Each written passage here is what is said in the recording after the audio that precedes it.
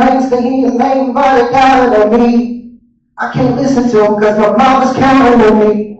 All this pressure's got me feeling like the mountains on me. Make it through the storm, got them stuck like how could this be? Don't pull it close, that's me voice, I'm trying to figure this out. Crooked teeth, insecure, when they run out of smile. To be honest, I feel like I ain't fitting it around. Used to get the door, but they looking up to us now. I told my mama, told my papa, never change up. I lost my job, but he said I had to take the pay cut. I ain't that impatient and praying for when the day comes.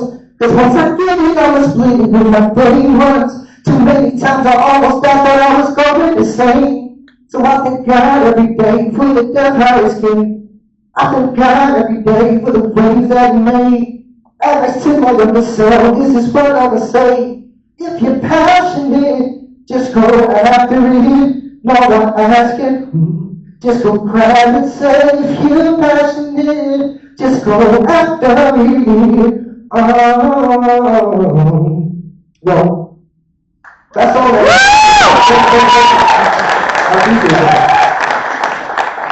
that song that I just sung was a letter that I wrote to myself when I was at a pivotal point in my maturation process, not only as an artist, but as a man.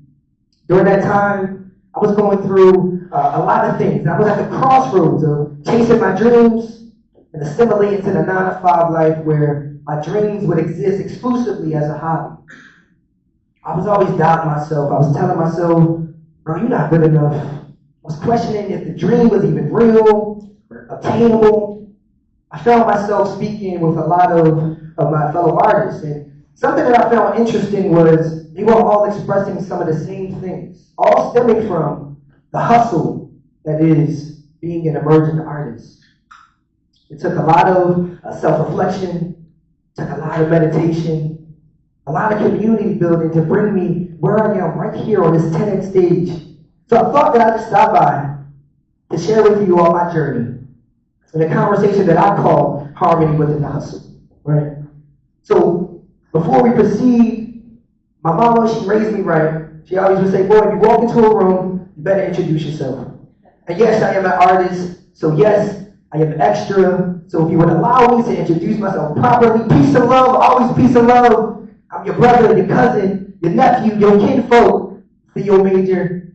I'm an independent artist from the city. I'm a singer, a songwriter, I'm a storyteller, very passionate about my craft. I'm just as passionate about documenting the process between test and testimony. Right? So before we proceed, I need y'all a little help, family. Raise your hand if you love listening to music.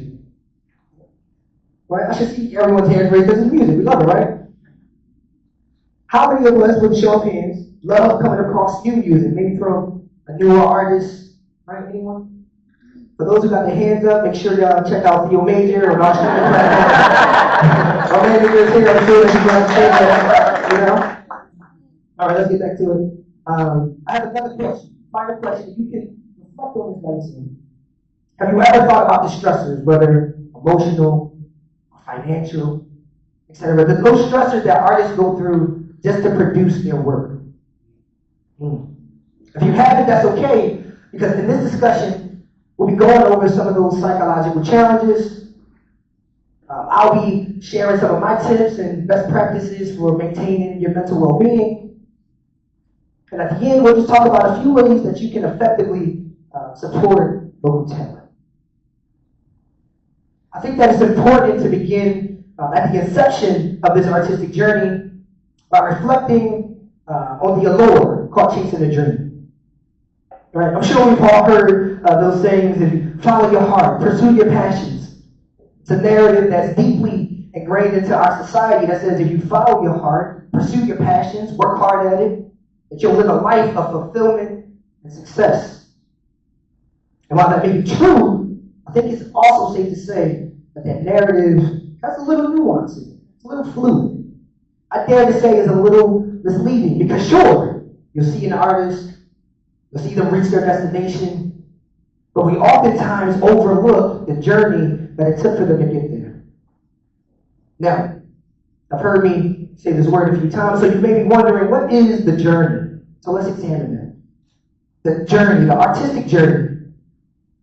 It consists of highs and lows, setbacks, uncertainties, and a myriad of other challenges. Everything from making sure that you maintain a consistent social media presence to just day-to-day trying to muster up the stamina to juggle the life between the life you have versus the life that you envision for yourself. On this journey, artists may even have to come across a few industry myths, right? And there's a lot of them. But for the sake of time, I'm going to just talk about the two that I think are most prevalent. First, the OG, as I like to call it. The OG myth deals with the concept of age and the idea that the opportunities for success become limited as one grows older. Now, got a question. Can you imagine being an artist and hearing that music is a young man's sport? Or how many instances where you see artists who cover up their age just to maintain a certain persona? I was reading an article while I was preparing for the talk. The one article in particular suggested that artists falsely buy into the narrative that creativity is a youthful pursuit. But in actuality, that's not the case. Check out some artists: Jay-Z, Lucky Day, or Chris Stapleton, Sheryl Crow, Bill Withers, Louis Armstrong even. All relatively known, some of them household names. They're all great artists, very accomplished, but all of them got their start either in their late 20s, or their 30s, or their 40s, or their 50s, and sometimes even their 60s. Right? So it's never too late. So you're at a certain age, and you might be asking, Theo, how do I debunk this myth? I'll offer one simple solution: embrace your authenticity. Don't be afraid to ask yourself those tough questions like, who are you? What makes you unique? What's your story, and why do you want to tell it? Now, I know it's easier said than done, but combating ageism with self-reflection, I think it prepares you best to navigate this psychological landscape. Right? The second myth, and I alluded to it before, is the overemphasis of social media. My manager is here, and a lot of times he will tell me, bro, you got to play the game. You got to get in the algorithm. You got to let people see you. They want to see you.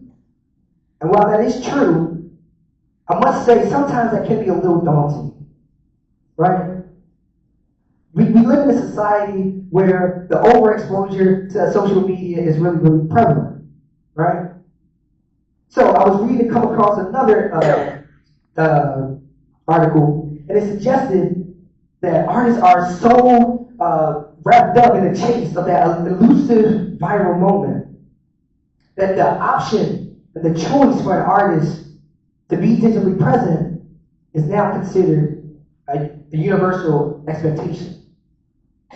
So you're telling me, Theo, I have to be digitally present if I want to chase this dream?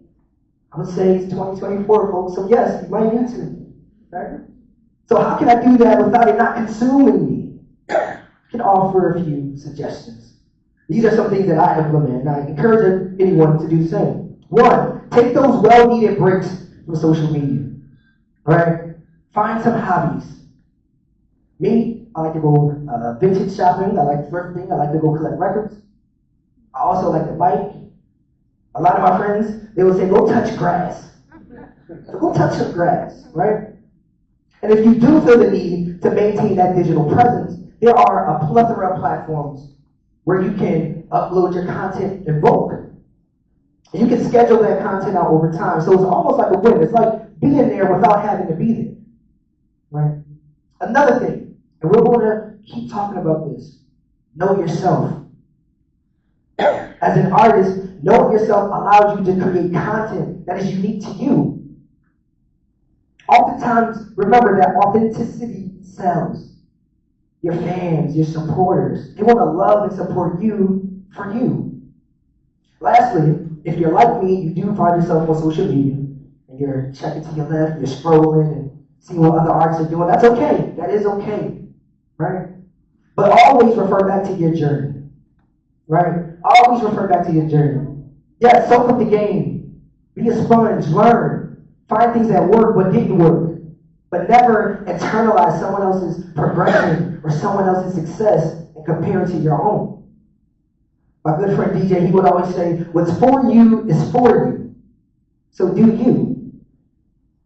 And make sure that you do everything possible to save yourselves from that mental warfare, as I like to call it. Now, moving on from the allure, I want to take a moment to dive into the heart of the artist's dilemma, which is one, understanding the demands of chasing a dream, and two, that balance between passion and practicality. I think it's important to understand that embarking on this journey is more than just a simple leap of faith. Right? Consider it like a maze of risk that artists have to continuously navigate through. If the artist, a lot of times we have to sacrifice an enormous amount of time, energy, effort, and the big one, money, all before a tangible success is even achieved. So that can become really daunting. You can have some dark days. And trust me, I know because I've been there. So during those dark days, what would you do? Always, I highly suggest you remember your why. Why are you creating? Why are you sharing this story? Why is it important for others to hear it? Right? Also, always remember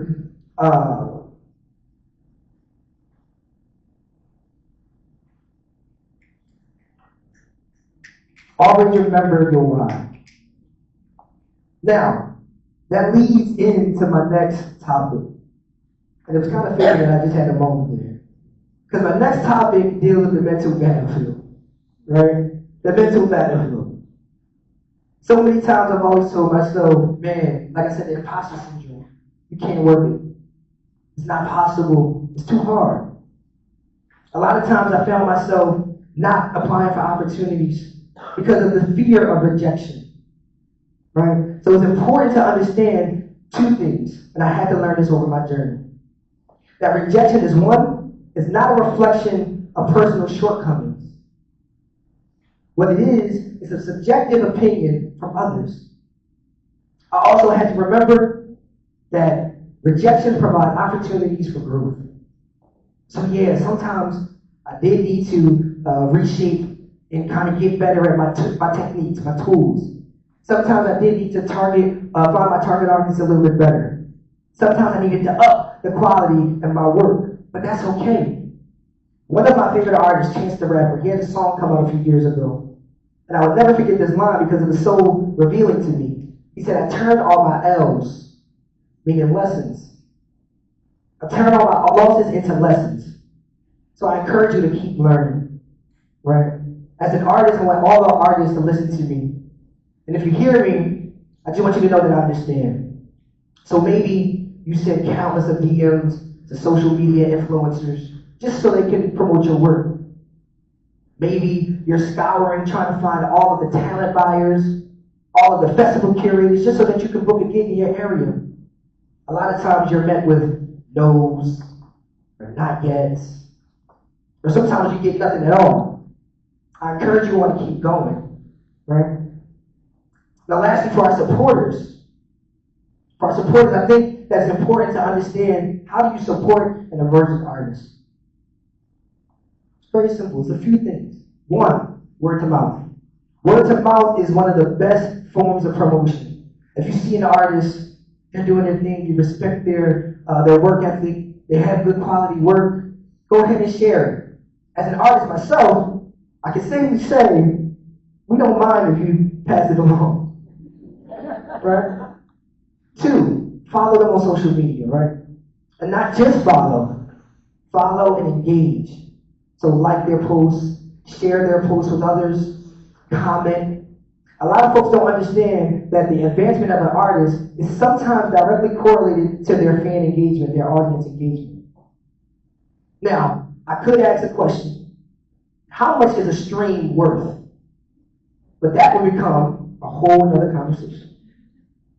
But here's what I'll say. At my shows, when I'm performing, I usually do a little talk break. And I always ask folks to follow, like, subscribe, listen to the music. But I also leave them with this nugget. If you stream the song 100,000 times, I just might be able to afford a Happy Meal. So that should tell you how much a stream costs. With that being said, buy artists' music. Directly from them if you can. Purchase their merch. Go to concerts. And just show them that they have that support.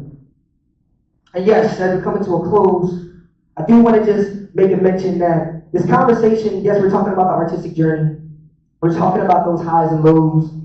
We're talking about those struggles of artists. But I feel like these lessons can be applied to all different walks of life. Right? If you're somebody who's chasing their dreams, just always remember, you're good enough, you're not too old, and your dreams are definitely worth it. Because look at me, I'm standing here. So if you all want to repeat after me, just a couple things. If you're passionate, then go after it. Then go after it. If you're passionate, then go after it. Go after it. One last time. If you're passionate, then go after it. Then go after it. Thank y'all for your time. My name is Theo. Sorry.